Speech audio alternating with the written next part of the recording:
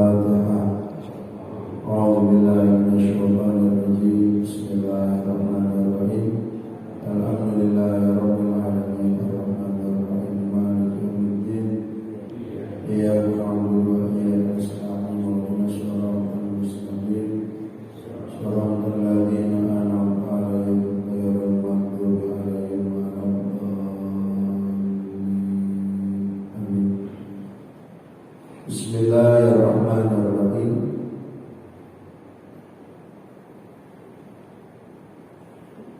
Babu arkanis salati ar-ruknu lughatan jaribus syai'i al-aqwa wastilahan ibaratun an juz'in minal maliyati la tatahaqqaqu illa bihi.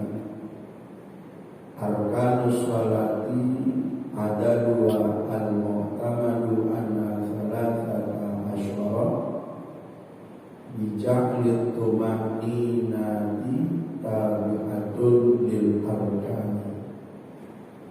Aksamu arkanus salati arba'atun, al-awalu arkanun qawliyatun wa hiya khamsatun wa sunniyat bidzalik li annahu yushtaratu 'alal musalli ay yatalaffadha bi ayatu yusmi'u nafsa wa hiya takbiratul ihrami wal fatihati wat tasyahhudul akhiru wassalatu 'alan nabi sallallahu alaihi wa alihi wasallam fihi wassalam. Wa tsani arkanun fi'liyatun wa hiya sittatun wa hiya al-qiyamu wa ruku'u wal i'tidalu was sujudu wa huwa at-tartibu wa rabi'u arkanun qalbiyatun wa hiya wa'idun wa huwa an-niyyah. Bapak Ibu, setelah beberapa bulan kita muqaddimah pendahuluan tentang ibadah salat, tentang keutamaan salat, tentang nilai lebih daripada ibadah sholat. Kali ini kita akan membahas tentang rukun di dalam sholat. Rukun itu jamak daripada ruknani arkan. Itu makna dasarnya adalah tiang. Jadi tiang bersandar, pondasinya kuat, memenuhi syarat, yang menjadi kuat. Nah, kalau di dalam ini hal yang berhubungan dengan rukun, khususnya ibadah salat, itu menyangkut tentang sah atau tidaknya kita ibadah salat di hadapan Allah Ta'ala. Koreksinya nanti disepakati oleh para ulama, rukun salat itu ada 13. Nah, dari 13 ini wajib dan harus bagi kita untuk memenuhinya. Kalau salah satu dari rukun ini tidak terlaksana, maka secara otomatis sholatnya bisa batal atau sholatnya mesti diulang. Nanti dalam bahasa agama ada sebutannya jabra, menambal tentang kekurangan ibadah sholat kita kepada Allah. Seperti misalkan Bapak sholat maghrib 3 rakaat, pas Bapak berdiri di rakaat ketiga, Bapak ada keraguan di rakaat kedua. Bapak bilang, ini saya rakaat kedua tidak baca Al-Fatihah. Nanti sholatnya nggak batal, tapi harus yang kita lakukan itu di rakaat salat kita kedua melaksanakan ibadah salat, menjelang salam kita melanjutkan rakaat yang ketiga. Nah, itu tujuannya untuk menutupi kekurangan satu rakaat kita. Sebagaimana Bapak juga ketika lagi sholat, sholatnya kurang. Sebagaimana dulu di zaman Nabi ada sahabat Nabi bernama Dzul-Yadain. Dia ada sahabat Nabi itu dua, namanya unik. Satu Dzul-Yadaini, yang kedua Dzul-Wijadaini. Kalau ini Dzul-Yadain. Dzul-Yadain memperhatikan sholat zuhur Rasulullah Sallallahu Alaihi Wasallam. Nabi sholat zuhur 2 rakaat salam. Padahal Nabi ada di kota Madinah. Kata sahabat Dzul-Yadain, ya Rasulullah, aku siratis sholatu amnasita. Ini sholat zuhur yang kau baru lakukan ini wahai Nabi, apakah dikosor ataukah engkau lupa wahai Nabi? Kalau dikosor, Nabi tidak melakukan perjalanan jauh. Kalau lupa, ada potensi lupa Nabi sembahyang zuhur 2 rakaat. Kata Nabi, tidak kedua-duanya. Tapi setelah Nabi ditegur dengan cara seperti itu, Rasulullah SAW kembali berdiri melaksanakan sholatnya yang kurang 2 rakaat. Itu ya Pak. Nanti ada bahasa hadis dari Rasulullah SAW, innama nasitu li as-sunnah. Aku ini dianugerahkan oleh Allah pelupa. Aku dianugerahkan oleh Allah sifat lupa sebagai pengajaran terhadap umatku, agar pengajaranku ini menjadi sunnah untuk umat. Nah, ternyata kasus Nabi kayak begini itu sering terjadi sama kita. Waktu kita sholat di rumah sendiri, ya kan? Anaknya mau nonton TV, tiduran, ngelihat ayahnya sholat. Anaknya ternyata lagi nonton TV, merhatiin ayahnya sholat. Ayahnya sembahyang isya 3 rakaat. Assalamualaikum, assalamualaikum. Kata anaknya, Pak, Papa sholat isya 3 rakaat. Nah itu al-faslu ma bainahuma, jarak antara selesai sholat dengan sholatnya itu kejeda waktu enggak begitu lama. Maka kita yang ditegur amanah langsung menghadap kiblat lagi, melanjutkan 1 rakaat. Nanti selesai 1 rakaat itu kita sunnah melakukan sujud sahwi. Itulah begitu indah cara berkomunikasi. Bagaimana Allah mendidik Nabi kita Muhammad SAW di dalam sebuah munajat yang istimewa, yaitu pelaksanaan ibadah sholat 5 waktu.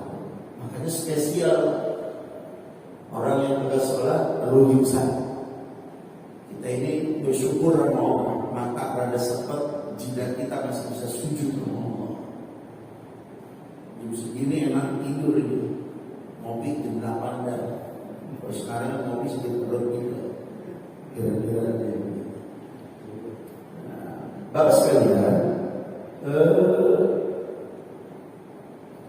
rukun salat ini dibagi menjadi terdiri dari 13. Walaupun banyak ulama berselisih pendapat. Ini pendapat yang keluar ada 13. Dari 13 ini dibagi 4. Pertama, namanya rukun qalbiyah yang berhubungan dengan hati. Sekali lagi saya kasih tahu Bapak Ibu, hati ini adalah tempat memandangnya Allah kepada kita. Jadi gak ada di diri kita ini yang bisa dilihat oleh Allah, dipandang oleh Allah kecuali hati kita.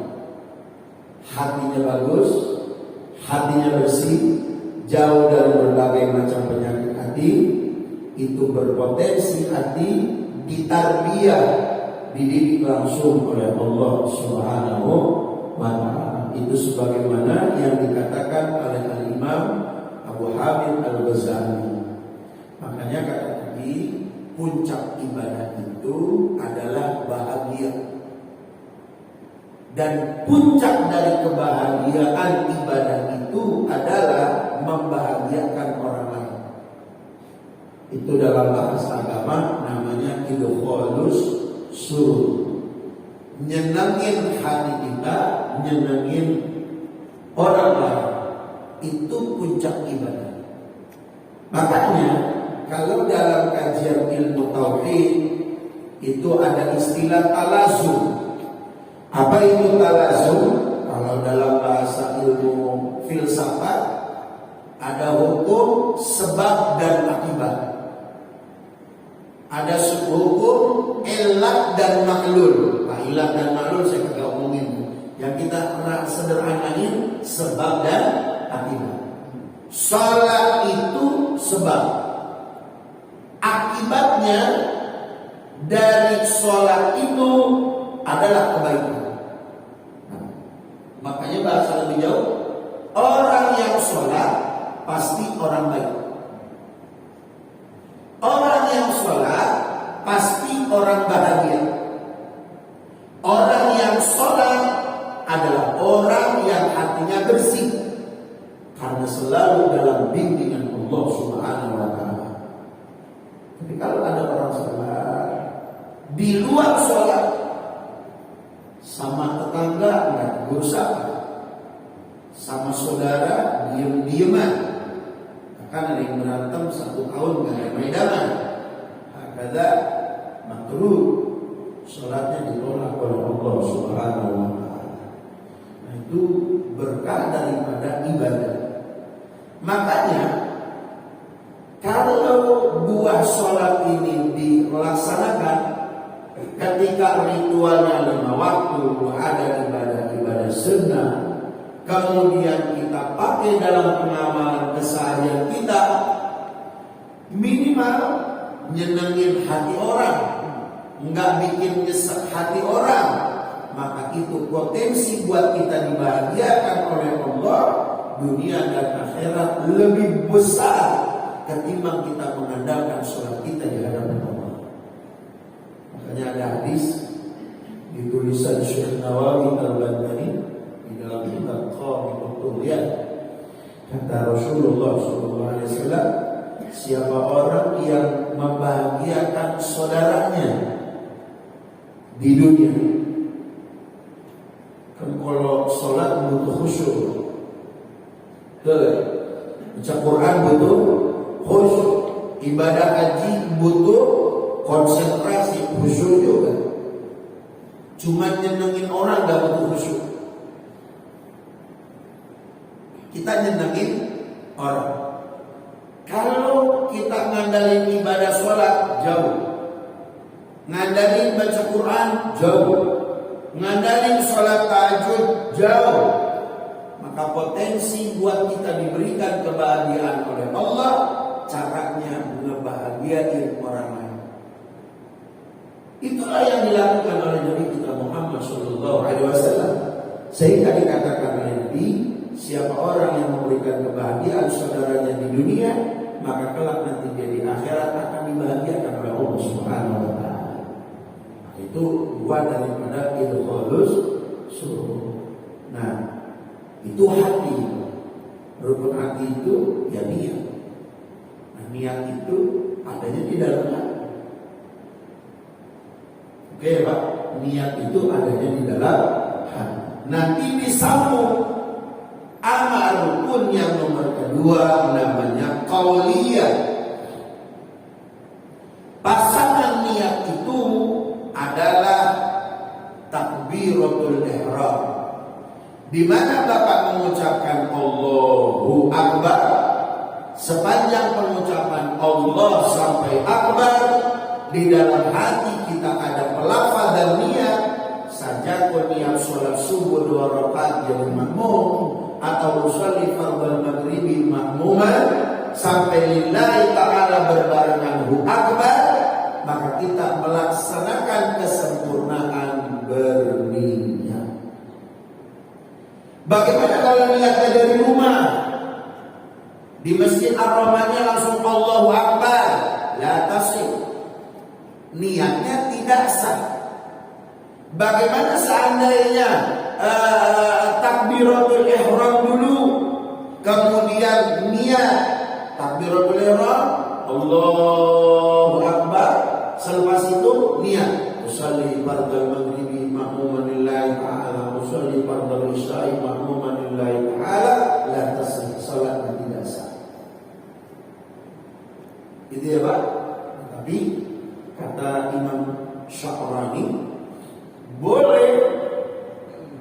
boleh di dalam kitab beliau Al-Mizanul Kubra, taqaddumun niyyah wa ta'akhkhuru takbiratul ihram, mendahulukan niat, setelah itu takbiratul ihram. Jadi kita niat dulu nih, usolli fardhu subhi rakaatain makmuman lillahi ta'ala, baru Allahu Akbar, sah itu niat. Nah, kalau Imam Nawawi mengajarkan kepada kita ada istilah muqaranah. Yang tadi seperti pertama tadi saya sampaikan, di mana Bapak Allahu Akbar, sepanjang lafaz Allahu Akbar di dalam hati kita usolli fardhu subhi rakaatain makmuman lillahi ta'ala. Itu dalam bahasa fikih namanya muqaranah urfiyah. Jadi standarnya kita begitu soalnya. Apa kira-kira yang mana yang kilo? Nomor 1, 2, 3, 4. Jangan 4 banyak kata. Enggak salah. Nomor 1 bagus. Nomor 3 nggak masalah. Yang kagak boleh nomor 2 dan nomor 3, 4 boleh. Kayak gitu ya. Yang nggak boleh Bapak baca takbiratul ihram dulu, kemudian Bapak niat. Satu itu nggak boleh. Takbiratul ihram Allahu Akbar, baru usolli fardhu ini ma'muman lillahi ta'ala. Yang kagak boleh lagi tafriqun niyah wa takbiratul ihram, memisahkan niat dengan takbiratul ihram. Bapak dari rumah yang mau buat ibu, kata ibu usolli fardhu maghribi usolli fardhu subhi rakaatain ma'muman lillahi ta'ala. Datang kemari udah qomat, bapak modal cuma Allahu Akbar, itu nggak sah. Jadi memang disyaratkan di dalamnya salat itu harus dibarengi antara niat dan takbiratul ihram. Nah, lafaz Allahu Akbar ini harus didengar sama telinga kita, kecuali orang budel, itu membolongkan, nggak masuk syarat. Yang sehat pendengarannya harus mendengarkan hamzah lafaz Allah dan ra lafaz akbar. Allahu Akbar. Jadi kalau angkat tangan doang, Allahu Akbarnya nggak dibaca, kalimat takbiratul ihram, maka salatnya tidak sah. Adapun takbir Allahu Akbar selain takbiratul ihram tidak kita baca dan kita tidak perdengarkan ke telinga kita, itu tidak menjadi sebab sholat kita batal. Justru hanya mengurangi nilai sunnah ketika kita melaksanakan ibadah salat. 2 ya, 3, membaca Al-Fatihah. Al-Fatihah ini baca sama Bapak sampai selesai. Kalau jadi seorang makmum, berarti bacaan Fatihahnya harus sempurna. Sebelum sempurna, makmum tidak boleh rukuk sebagaimana rukuknya imam sholat. Nah, ini berlaku bagi makmum yang statusnya muwafid, makmum yang berbarengan mengiringi sholatnya imam di saat takbiratul ihram. Jadi saat imam takbiratul ihram, Allahu Akbar, makmum Allahu Akbar juga. Di saat imam sholat baca surat lam yalid wa lam yulad, kita masih iyyaka na'budu wa iyyaka nasta'in. Imam sholat walam yakun lahu kufuwan ahad. Imam sholat ruku Allahu Akbar, makmum masih ihdinas siratal mustaqim. Maka tidak ada hak bagi seorang makmum mengikuti ruku imam sholat. Kalau seandainya dia memutuskan bacaan ihdinas siratal mustaqim dengan rukunya itu, berarti dia ketinggalan 1 rakaat. Begitu ya Bu? Terkecuali makmumnya makmum masbuk. Tadi kita subuh, ibu-ibu ketinggalan, pas lagi takbiratul ihram Allahu Akbar, baru baca bismillah, imam sholat rukuk, maka kita tidak perlu menyempurnakan bacaan Al-Fatihah, kita cukup ikut rukuk dengan imam sholat, karena Al-Fatihah kita ini ditanggung oleh imam sholat. Paham ya? Paham ya Bu? Itu pentingnya kita. Artinya bacaan Al-Fatihah ini harus diselesaikan dalam posisi berdiri kita, kalau kita mampu untuk berdiri, atau dalam keadaan duduk kita, karena kita mampunya dalam keadaan duduk. Selesaikan itu semua, baru laksanakan rukuk kita dengan imam sholat. dan seterusnya dan seterusnya. Bacaannya bismillah, bacaan Al-Fatihah itu sunnah dengan ta'awud, tapi bisirri dengan pelan-pelan. Sirri itu nggak jelas, cukup kedengaran nama kita. A'udzubillahi minasyaitonir rajim. Baru baca Bismillahirrahmanirrahim. Alhamdulillahirabbil alamin. Arrahmanir rahim. Maliki yaumiddin. Bacaan Fatihahnya, tasbihnya kudu mantap, makhrajnya kudu bagus, panjang pendeknya kudu pas, karena mencangkut tentang kesahan ibadah sholat kita kepada Allah. Bagaimana kalau misalkan bacaan suratnya nggak bagus seperti Al-Fatihah? Itu tidak membatalkan salat, tapi mengurangi nilai pahala ibadah sholat, karena bacaan suratnya tidak serapi, tidak sebagus bacaan Al-Fatihah. Begitu? Paham Bu? Bapak-bapak? Udah sehat semua ya?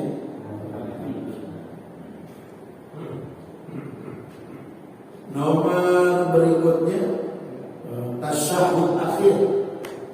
Tasyahud itu kalimat tahiyat.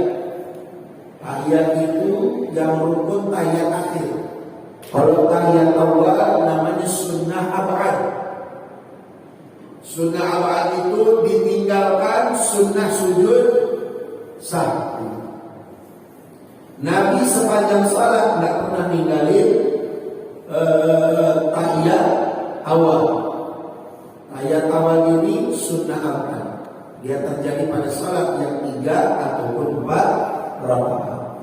Di mana bacaan tahiyat itu bukan duduknya, bacaan tahiyatnya.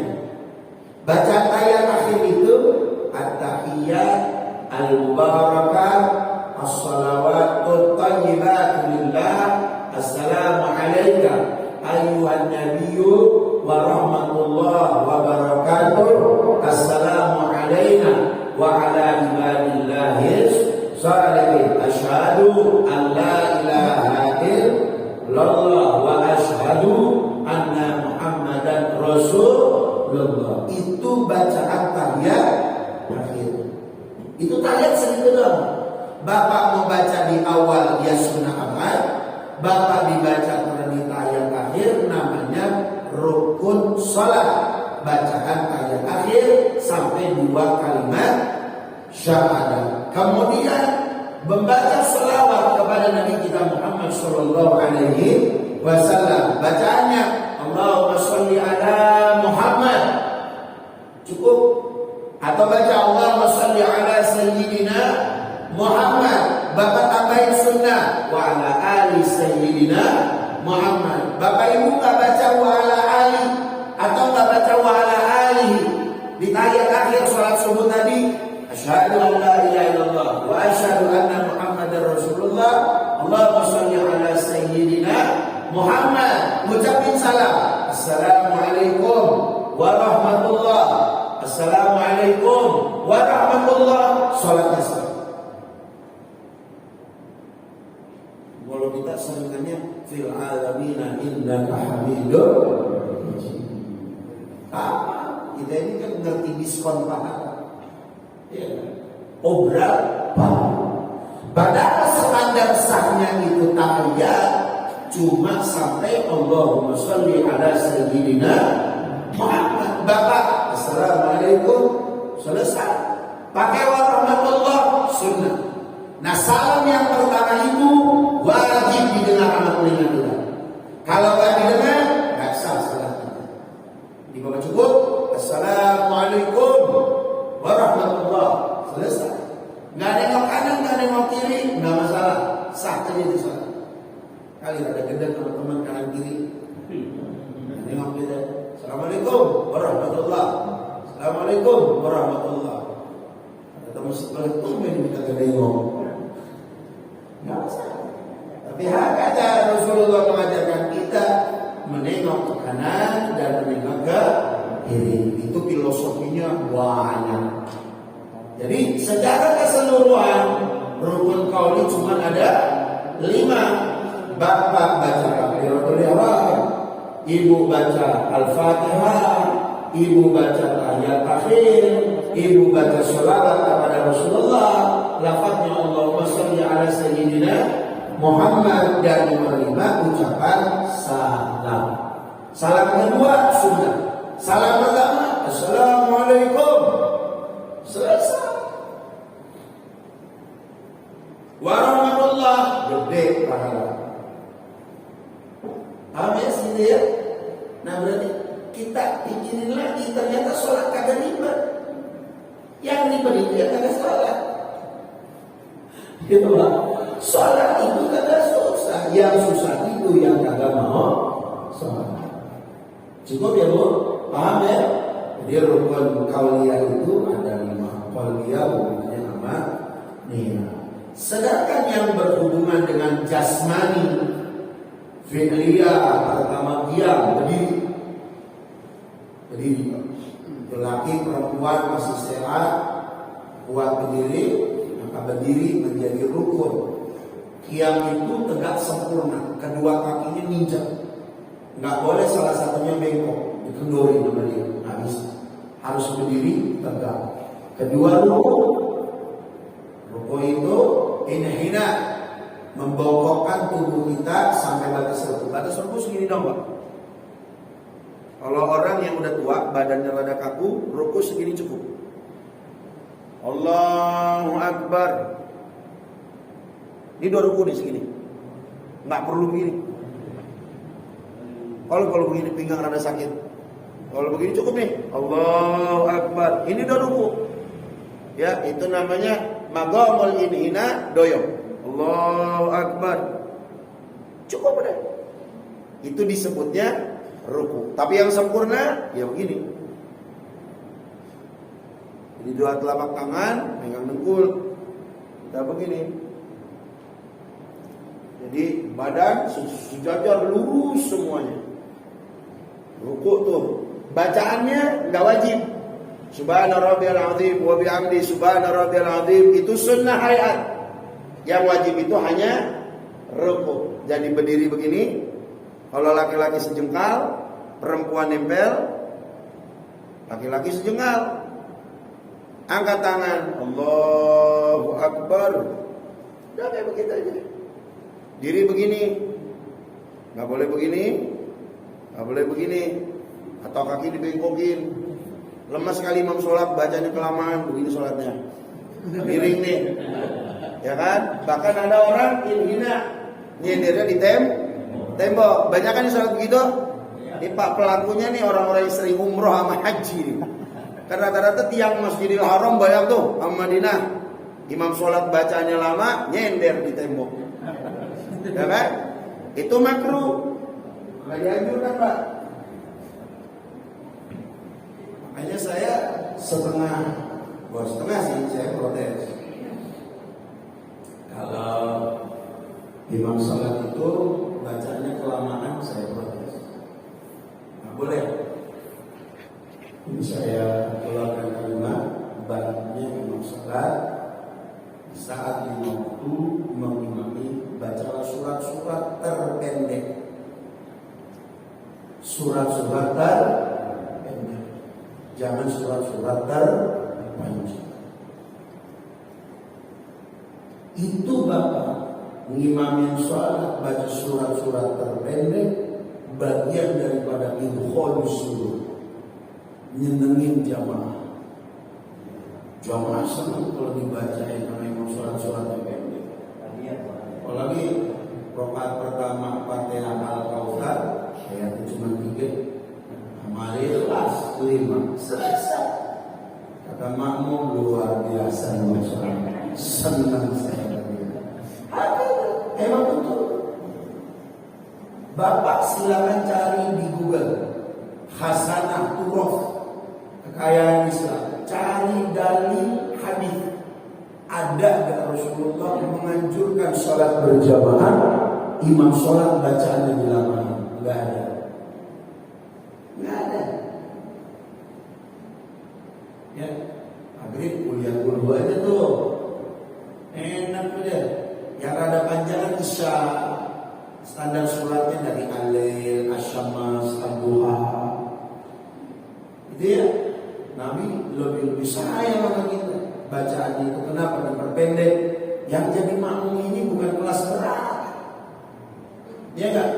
Kelasnya kelas ngeluh semua. Lama ini masalah, tidak tahu kan masih ada sebulan. Ya kan? Ada orang asing murah, kakinya lagi sakit, bengkak dan lain sebagainya. Nah, bapak yang jadi imam sholat nyenengin makmum kayak begitu, wah luar biasa, luar biasa. Itu ya, jadi nggak standar. Kalau imam sholat rakaat pertama Al-Baqarah 30 ayat, kagak dialem, sama makmum kagak dialem.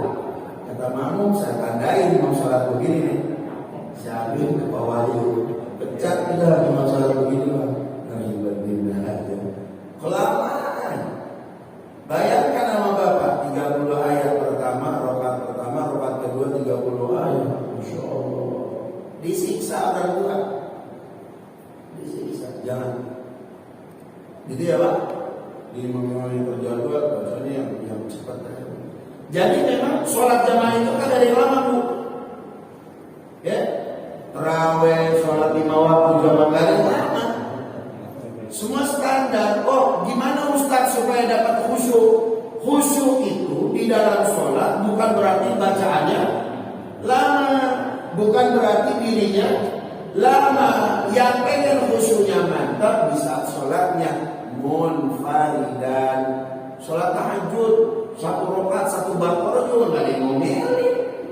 Ya orang sholat kita sendiri kan, penumpang kagak ada.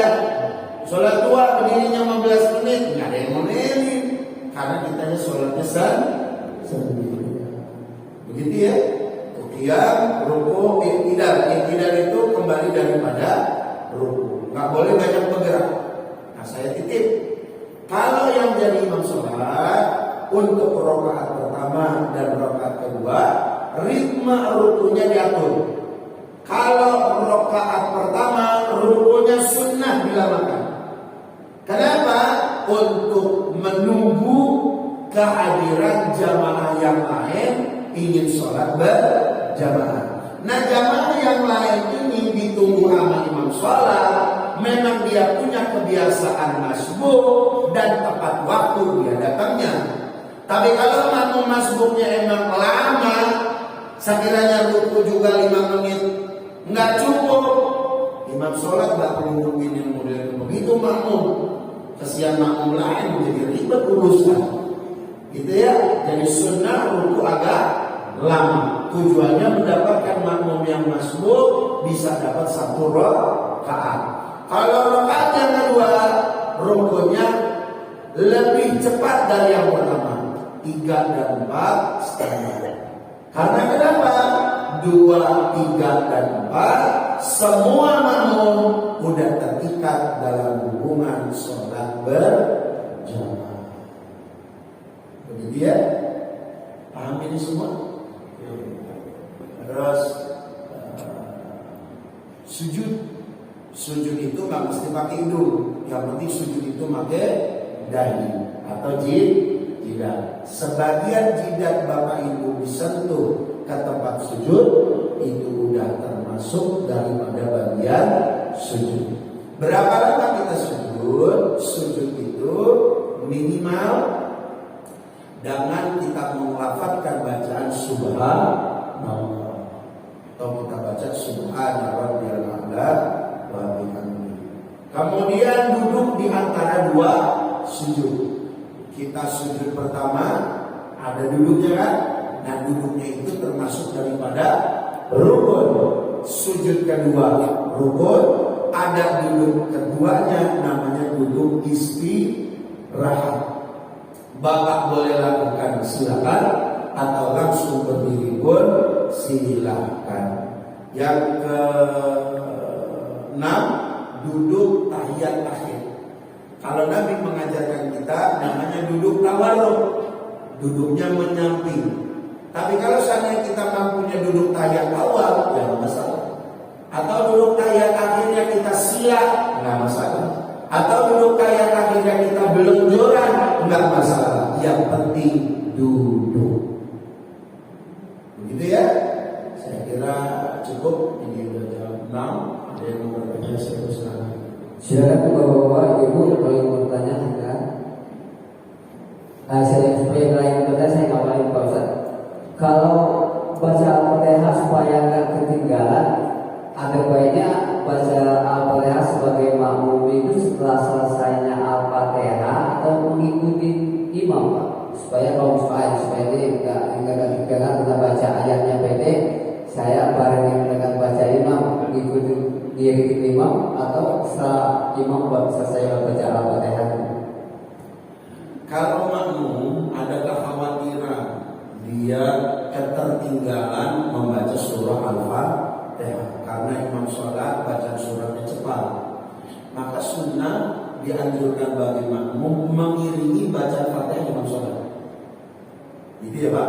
Jadi kalau imam sholat iyyaka na'budu wa iyyaka nasta'in, kita baca maliki yaumiddin. Imam sholat ghairil maghdubi 'alaihim waladdallin, kita masih ihdinas siratal mustaqim. Imam waladdallin, kita diam barengin dengan aminnya imam sholat. Selesai amin, Bapak lanjutin siratal ladzina an'amta 'alaihim ghairil maghdubi 'alaihim waladdallin.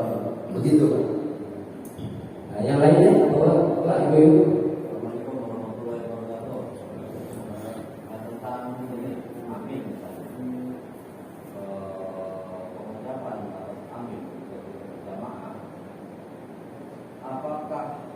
duluan atau imam duluan, itu satu.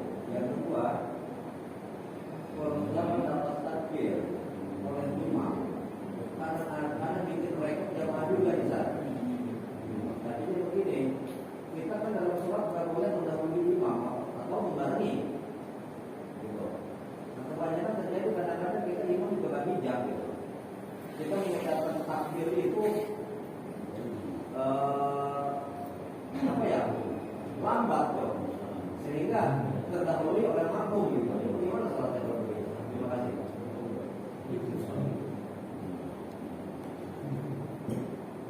Muqarranah fil amin, berbarengan amin antara imam dan makmum mustahabbah, sangat dianjurkan. Nah belakangan ini amin yang makmum dan imam selisih terus karena faktor ketidaktahuan. Dasarnya itu ketidaktahuan. Makanya di dalam salat itu ada saktah. Saktah itu diam sejenak. Jadi kalau imam salat waladdallin, kan diam imam. Makmumnya udah imam pada amin. Ini waladdallin kagak nyampe, amin udah duluan.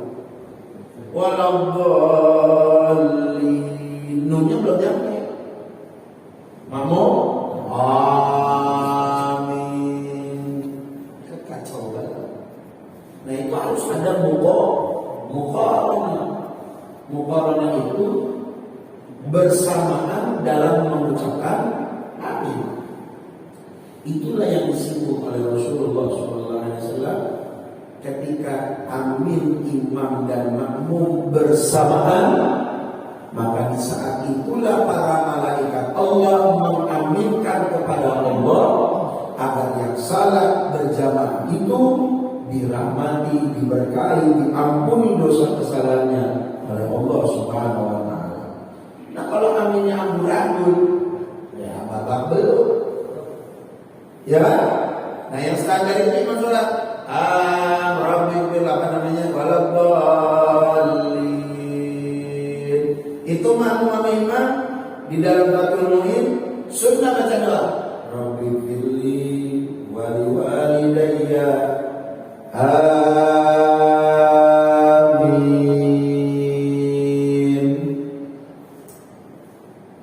Sekarang buat apa sih?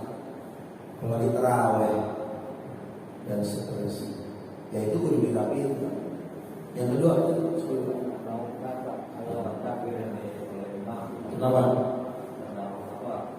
Perluan makmum rukuk atau sujud gitu sebagai imamnya. Ini mau reset ini.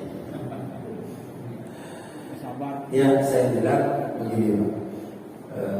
Semakin Bapak sholat cepat, semakin disenangi nama makmum. Apa pemahamannya? Standarnya itu tergantung kebiasaan masjid kita. Kalau kebiasaan masjid kita sholat maghrib 4 menit, rawat 4 menit.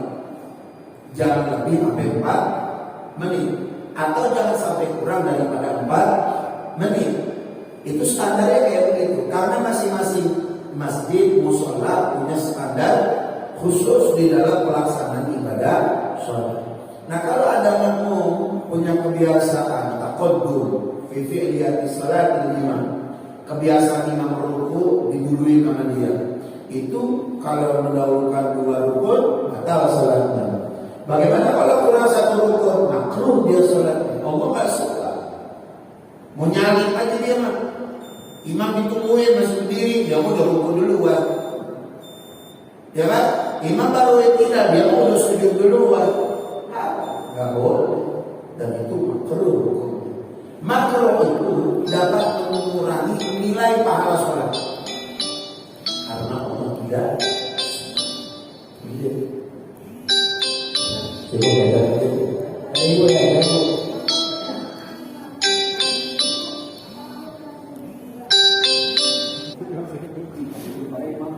Imamnya duduk. Duduk. Ya, imam sholatnya mampu hanya duduk, makmumnya mampu berdiri, jangan ikut duduk. Jangan bilang makmum saya kan setia Ustaz. Itu malah lagi, ini mah fikih. Jadi kalau standar ini kita makmum mampu berdiri, imam sholat mampu duduk, ya standar mampu seperti itu. Itu ya, Bu. Cukup Ustaz. Sebagai sekalian.